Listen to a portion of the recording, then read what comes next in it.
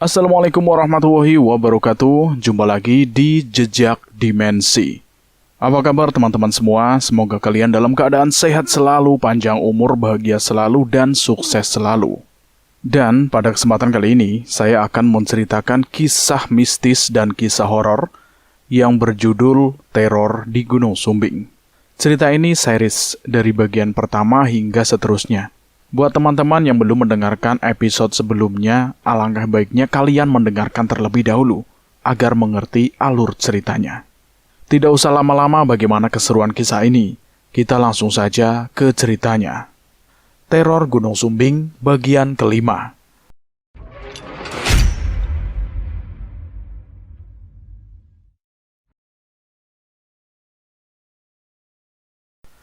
Apa yang bangkit? Siapa? Adik kebingungan di situ. Orang tua gua, Mbah Purwo dan Nyi Cempaka.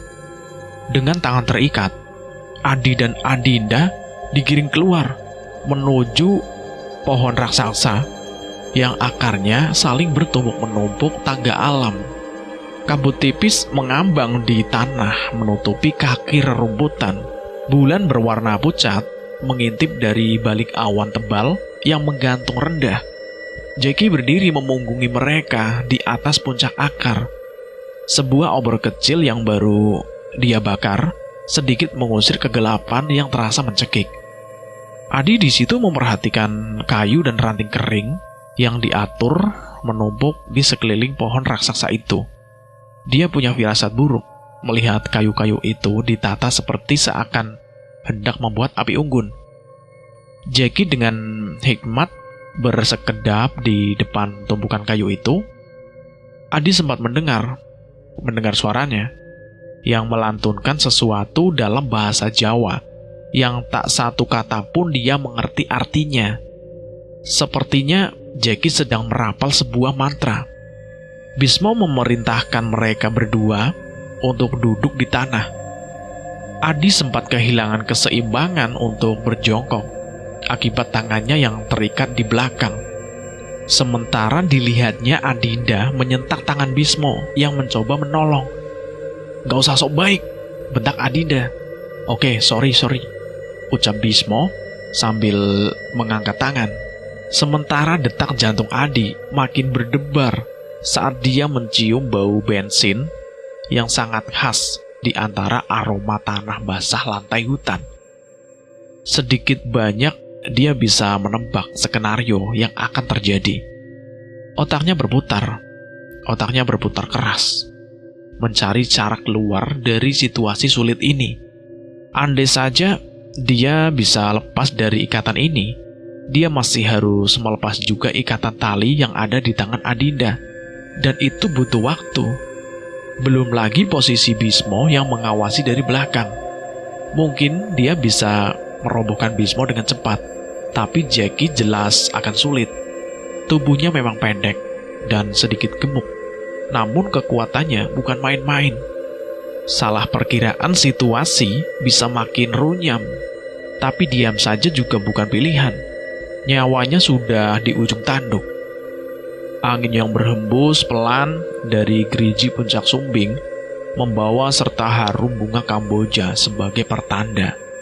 Angin yang sama juga ikut mengobarkan bara api yang disulut Jackie pada tumpukan kayu dan ranting di sekeliling pohon raksasa itu. Api dengan cepat berkobar, lidahnya menjilat ke segala arah dengan ganas. Kayu-kayu yang berubah menjadi bara bergemberatak dan meletup-letup. Bunga-bunga apinya berterbangan mengikuti arah angin. Bismo, Adinda, dan Adi memandang pohon yang terbakar itu dengan tatapan ngeri sambil meringsut mundur. Hawa panasnya serasa membakar wajah. Wajah Jackie yang melangkah pelan mendatangi mereka terlihat gelap karena membelakangi api.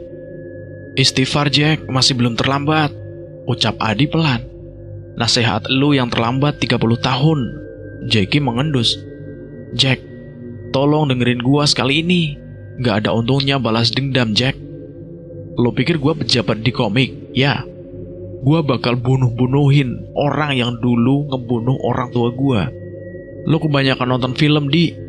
Asal lu tahu, balas dendam gua udah tercapai dari lama. Lu tahu kan, jalur pendakian ini jalur keramat, jalur suci. Lu tahu siapa yang makamnya ada di puncak? Tanya Jeki dingin.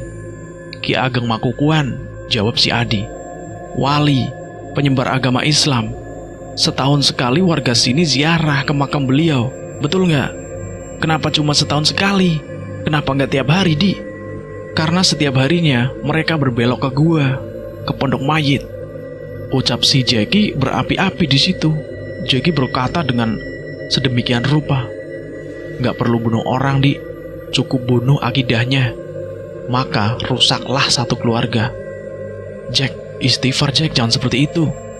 Adi berucap pelan. Jeki tetap saja mengabaikannya. Dari belakang Adinda dan Adi, Bismo mengangkat tangannya, ragu-ragu. Maaf, Bah, soal perjanjian kita.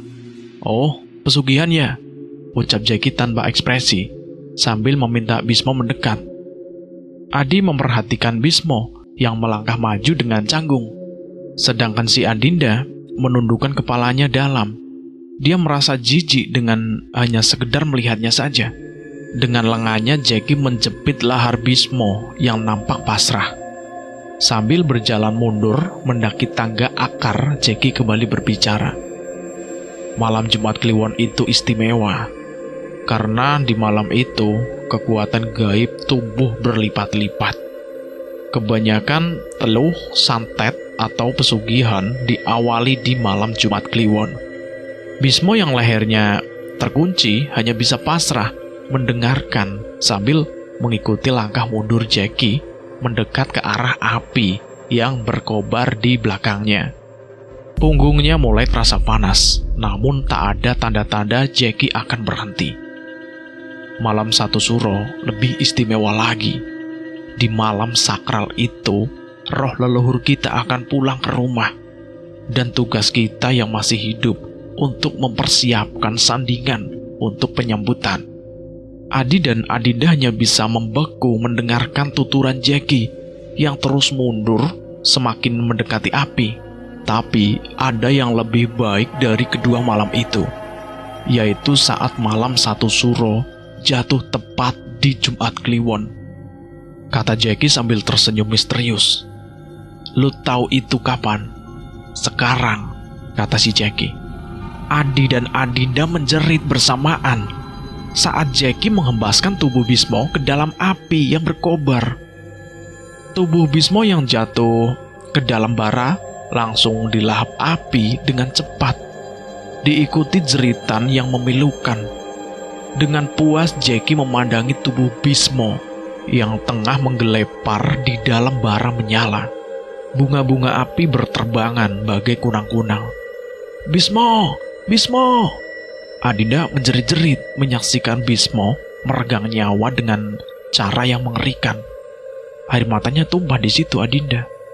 Jeritan kesakitan si Bismo kian menjadi.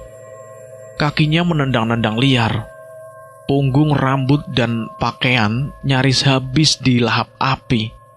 Matanya melotot dan tangannya mencakar-cakar udara. Sebuah tangan hitam dengan cakar tajam muncul dari dalam api, memeluk tubuh Bismo yang meronta-ronta, menahannya tetap di dalam bara. Lidah api memantul di bola mata Jeki, yang menyaksikan itu dari jarak dekat dengan ekspresi klimaks. Terimalah persembahanku, Bapak Ibu, Jeki berbisik sendiri. Tubuh Adi membeku, dia bagaikan tertancap di tanah, menyaksikan kejadian mengerikan itu di depan matanya. Di sebelahnya Adinda menangis meraung-raung. Jeritan Bismo berlahan melemah hingga akhirnya hilang sama sekali. Api kembali berkobar normal, seakan tidak pernah terjadi apa-apa. Keheningan yang ganjil menggantung di tempat itu. Lalu sesuatu terjadi. Adinda yang melihatnya pertama kali. Awalnya hanyalah bara api yang berderak dan meletup-letup. Lalu diikuti oleh lidah api yang mulai bergerak liar. Tiba-tiba, sesosok tubuh dengan kulit gosong bangkit dari bara api. Dan itu bukanlah Bismo. Mata si Adi di situ terbelalak saat melihat sosok tubuh gosong itu keluar dari bara api. Tangannya terkulai dan bungkuk dengan langkah kaku. Setiap gerakannya, walau sekecil apapun, langsung membuat daging gosong yang menempel di lengan. Wajah dan bagian tubuh lainnya berguguran ke tanah. Baunya yang mirip dengan ban terbakar membuat isi perutnya bergejolak. Refleks Adi mundur, namun keseimbangannya goyah akibat tangannya terikat yang membuatnya terguling. Dengan panik, dia memutar-mutar tubuhnya di tanah, berusaha bangkit karena bau sangit itu semakin santer.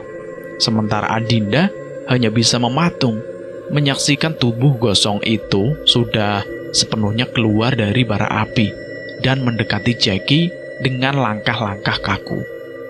Adi yang baru saja berhasil berjongkok, sekali lagi terperanjat melihat mayat gosong itu tanpa aba-aba menggigit leher Jackie yang langsung menghancurkan jakunya. Darah segar muncrat ke segala arah saat pembuluh darah di leher Jackie pecah. Penjaga basecamp itu tewas seketika dengan tubuh menggelepar, meninggalkan ekspresi wajah terkejut. Tubuh tanpa nyawa itu jatuh berdebam di sepanjang tangga akar dan akhirnya tergeletak di tanah dengan leher patah. Adinda hanya dapat menatap dengan mata terbelalak kejadian yang begitu cepat itu. Tubuh Jackie bergejolak kaku, tak jauh dari posisi duduknya. Untuk beberapa saat, mayat si Jackie itu berkedut-kedut untuk terakhir kalinya. Tak tahan melihat kengerian itu, Adinda mengalihkan pandangannya pada sosok yang tengah bergerak mendekat. Jeritanya langsung membahana ke segala penjuru hutan. Wajah Adinda langsung pucat pasi dan shock kala melihat tangan mayat hidup itu terlihat berlumuran darah kental yang menetes-netes. Sesuatu yang merah dan tampak basah berdenyut-denyut dalam cengkraman tangan itu. Adinda di situ semakin menjerit, jeritanya makin menjadi saat menyadari itu adalah jantung Jackie. Dalam kekalutan, Adi melihat pisau lipat kecil tergeletak di tanah. Sekali lagi dia berguling, mencoba meraih pisau itu. Berhasil, namun tangannya yang gemetar hebat, kesulitan membuka pisau yang masih terlipat itu. Tak jauh dari berdiri di atas tangga akar, mayat hidup itu tengah memasukkan jantung Jackie ke dalam mulut dan mengunyahnya. Darah segar mengalir dari sela sesuatu yang dulu adalah bibirnya. Tali yang mengikat pergelangan tangan Adi terasa mengiris-iris nadinya, kala dia terus berusaha mencoba membuka pisau. Konsentrasinya terpecah akibat mengawasi mayat hidup itu, ditambah jeritan Adinda yang tak juga berhenti, ditambah lagi tangannya yang licin akibat keringat dingin. Tarik nafas, jangan panik. Adi mengingatkan dirinya sendiri. Dengan cara menggenggam pisau itu dengan satu tangan, dia langsung menyadari kesalahannya. Itu bukanlah pisau lipat otomatis yang biasa. Mekanismenya berbeda. Sadar, dia tidak lagi sibuk mencari tombol pembuka. Dengan ujung jari telunjuk, dia menekan bilah pisau itu yang membuatnya lepas dari penguncinya. Lalu dengan ujung jari kelingking tangan kirinya, dia menarik ujung pisau itu keluar. Cret, berhasil. Kegembiraannya tidak bertahan sedetik pun. Pisau itu meluncur lepas dari genggamannya dan hilang di antara rerumputan. Adi memekik, panik. Set, buset. Sementara mayat hidup itu baru saja menelan habis jantung Jackie dan tengah menatap Adinda dan Adi. Kegembiraannya tidak bertahan sedetik pun. Pisau itu meluncur lepas dari genggamannya dan hilang antara rerumputan. Adi memengik panik. Set, buset.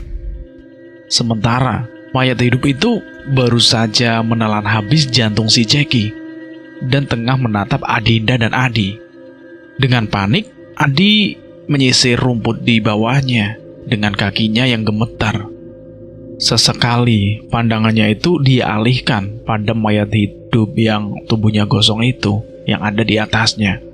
Hatinya menjerit-jerit, "Jangan bergerak, please, jangan bergerak," kata si Adi dalam hati.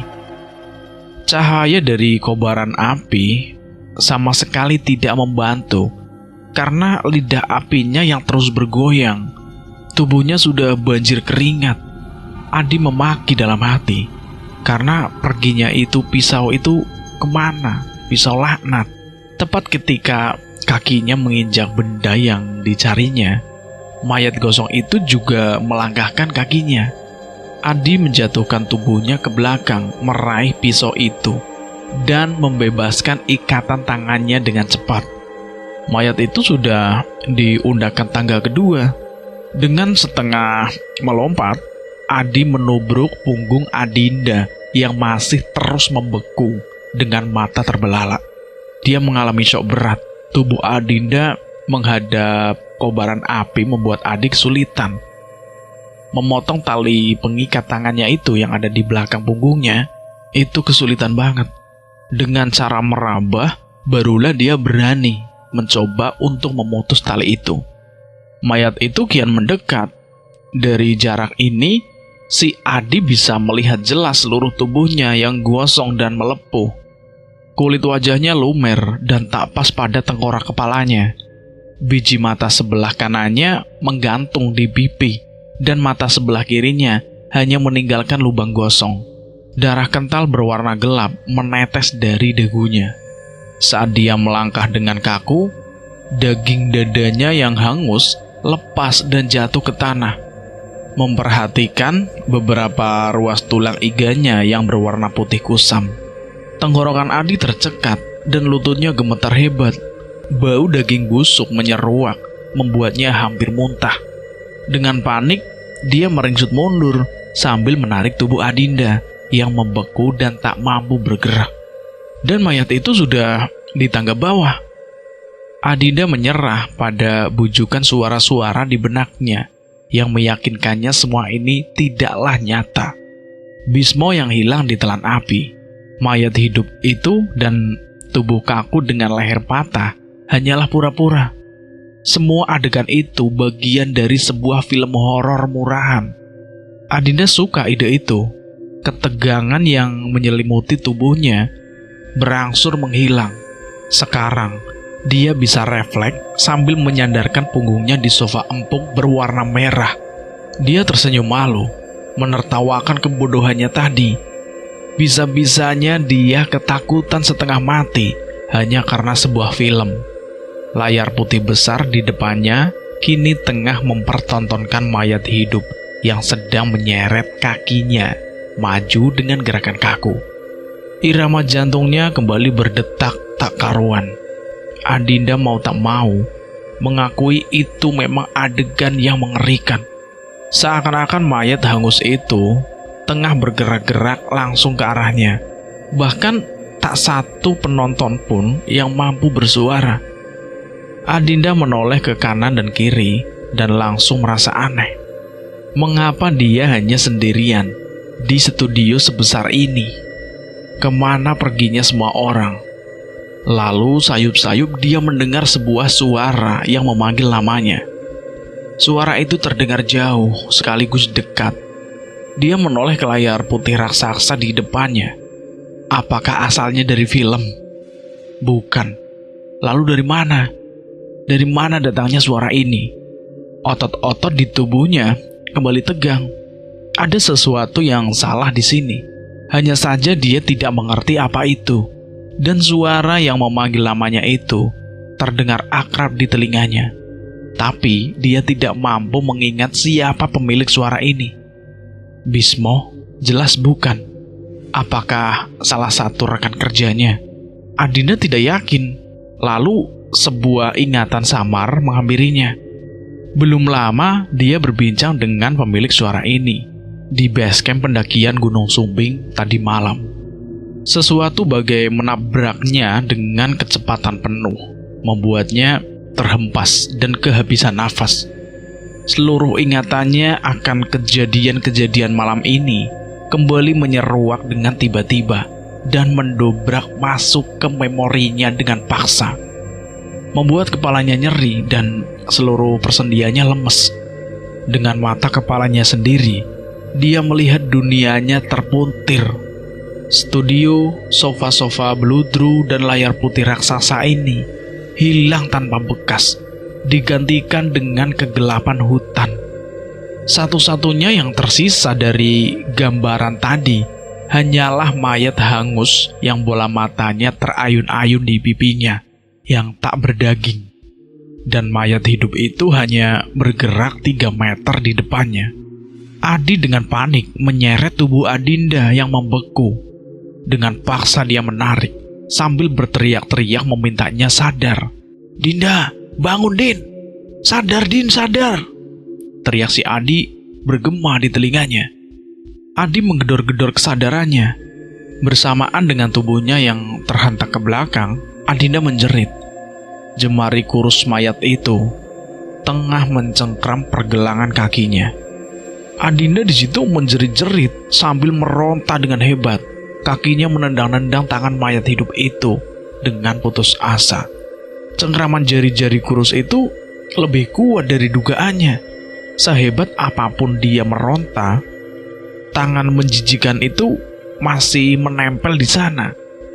Adinda di situ semakin histeris saat kakinya ditarik. Wajah busuk mayat itu sudah mendekat ke betisnya dengan mulut yang menganga. Air liur bercampur darah menetes di kaki Adinda. Seluruh tubuhnya bergetar. Dia semakin kalap, coba membebaskan diri.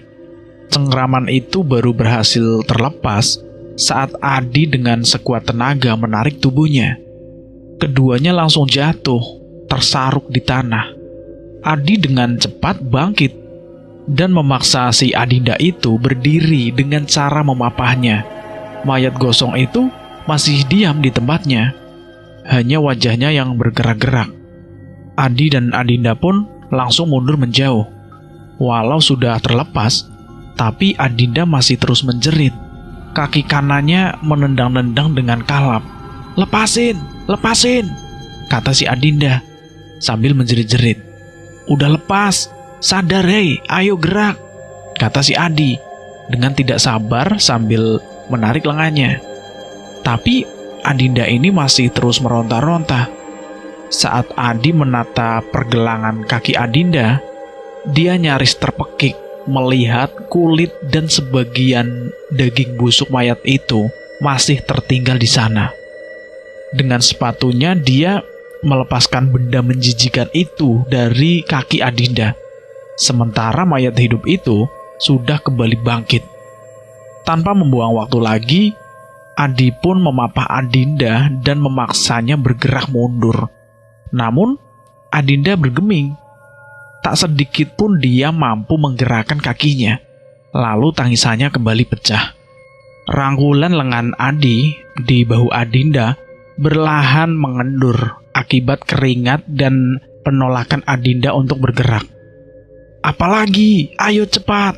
jelas si Adi, karena dia tak sabar. Tatapannya berpindah-pindah dari mayat gosong itu dan Adinda. Tubuhnya banjir keringat dan bau daging terbakar tercium semakin mendekat. "Gak bisa, aku gak bisa bergerak," kata si Adinda sambil menangis, bibirnya gemetar. "Emangnya kamu kenapa?" Di situ Adi kesal karena Adinda itu tidak berusaha dengan apa yang harusnya dia lakukan. "Kaki gua lemes banget," kata si Adinda. "Allahu Akbar, ada-ada aja loh," kata si Adi. Di situ Adi tidak percaya dengan si Adinda ini, dan dia pun langsung menggendongnya karena tidak ada cara lain. Tubuh Adinda digendong di punggungnya, dan memposisikan tangan Adinda memeluk lehernya. "Peluk aku yang kencang, jangan sampai lepas," kata si Adi, untuk mengingatkan Adinda agar pegangannya ke Adi itu jangan sampai lepas. Adinda mengangguk pelan, sementara bau ban terbakar semakin mendekat. Dengan menggendong Adinda, Adi mulai bergerak dengan semboyongan, tanpa menoleh ke belakang lagi. Walau pondokan kayu itu lebih dekat, Adi lebih memilih bergerak masuk ke hutan. Sejujurnya dia tak tahu arah mana yang dia pilih. Apakah naik atau turun, itu tidak penting. Asalkan bisa menjauh dari mayat hidup itu. Dia semakin mendekat, "Bang, Bang, cepat!" Suara Adinda terdengar gemetar di antara isak tangisnya dan pelukannya semakin kencang. Adi pun langsung berbicara sama si Adinda, "Jangan nengok ke belakang." Belum sempat perkataan itu selesai, tanah yang dipijaknya bergetar hebat. Seluruh tempat ini seakan digoyang-goyang dengan paksa. Adi langsung melebarkan kakinya untuk menjaga keseimbangan. Jantungnya bergemuruh. Gempa, pikir si Adi, tidak percaya dengan kesialannya. Adinda di situ menjerit ketakutan. Pelukannya di leher itu lepas. Dia merosot, jatuh ke dalam retakan tanah yang tiba-tiba saja terbelah.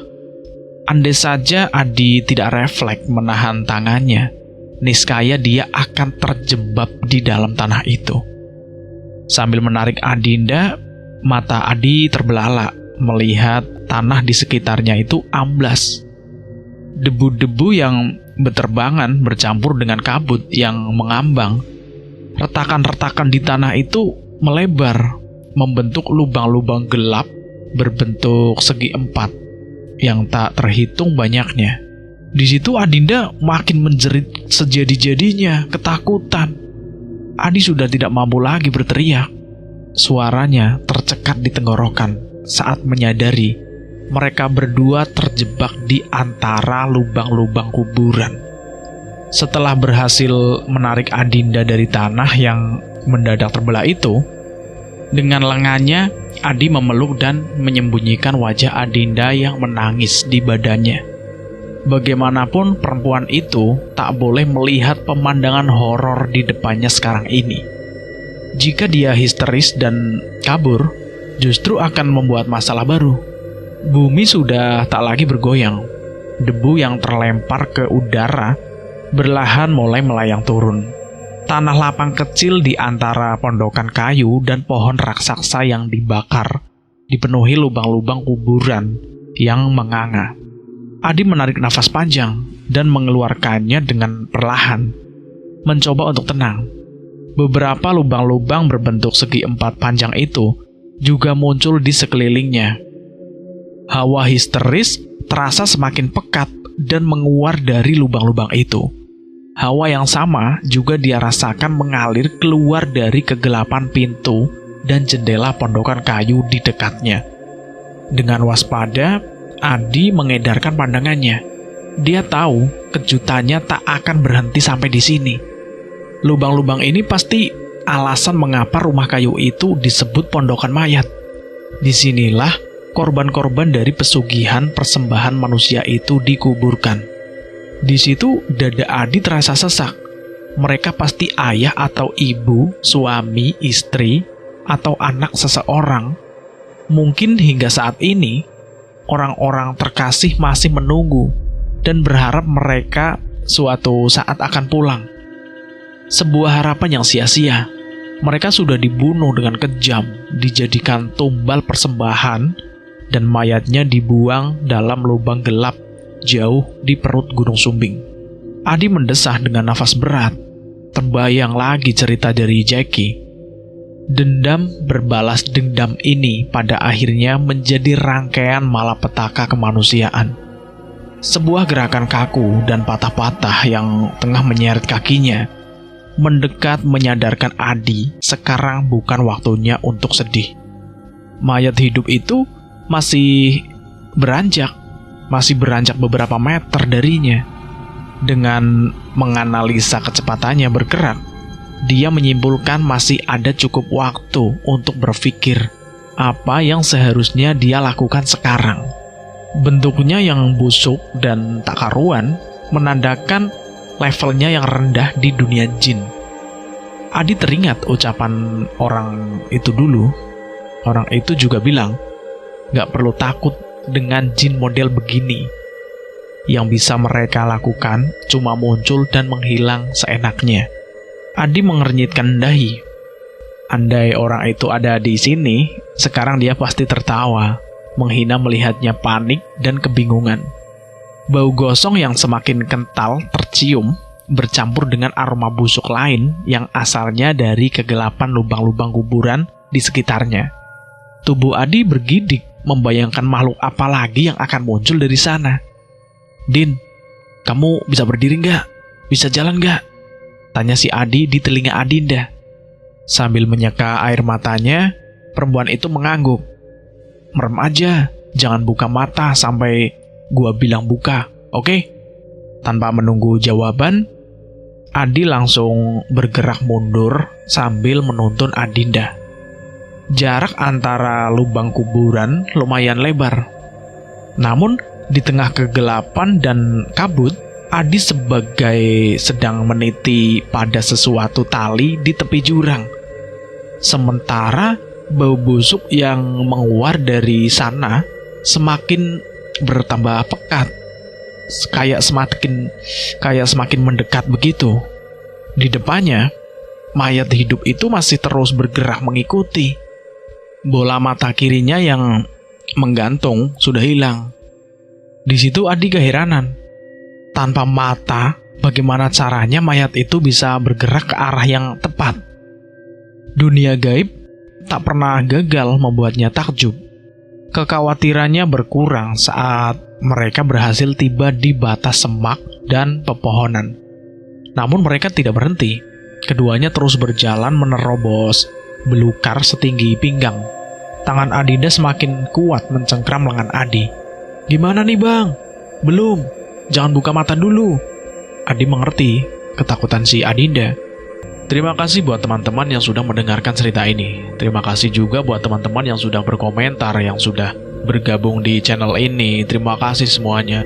Terima kasih juga buat penulis yang sudah mengizinkan kami untuk menceritakan kisah ini. Terima kasih buat teman-teman yang sudah mendukung channel ini. Terima kasih banyak. Dan saya mohon maaf jika ada kesalahan kata. Buat teman-teman, semoga diberikan kesehatan, diberikan kelancaran dalam rezekinya, dan dimudahkan segala urusannya. Dan sekali lagi terima kasih buat teman-teman semua yang sudah mendukung kami. Saya mohon maaf jika ada kesalahan kata, dan saya pamit undur diri. Akhir kata, wassalamualaikum warahmatullahi wabarakatuh.